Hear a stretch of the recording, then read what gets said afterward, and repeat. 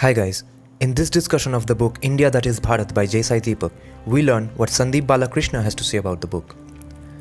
Just a century ago, our scholars and philosophers who were rooted in the Sanatana ethos applied just one word to describe the underlying nature as well as the history of European colonialism: Asuric. This is the exact vocabulary that we must reclaim today if we are to fully reclaim the pre-colonial narratives of India, which continues to be set by the same European colonizers.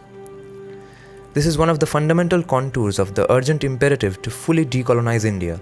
In fact, this decolonization effort had begun during the era of modern Indian Renaissance, roughly between the second half of the 19th and the second half of the 20th century. That is, what is notable is that the luminaries of this Renaissance were running a parallel track of stopping the cultural and psychological colonization of India, even as it was spreading all around them. Another characteristic theme of this Renaissance was to produce a comparative history and analysis of the world from the Sanatana perspective. Tragically, that effort was halted in 1947. What Christopher Columbus failed but Vasco da Gama succeeded in, discovering India, are underscored by the same motive. In retrospect, Vasco da Gama was the feeble forerunner of a more far-reaching and eminently successful project of colonizing the indigenous psyche. Indeed, a measure of the sorry depth of our mental colonization is visible even in recent history.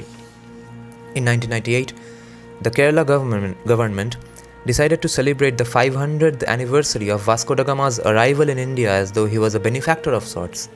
However, this only shows the comprehensive extent of the success of the European colonial project. Sri Sai Deepak's book is a detailed and multi-pronged exploration of precisely this phenomenon from the Sanatana standpoint.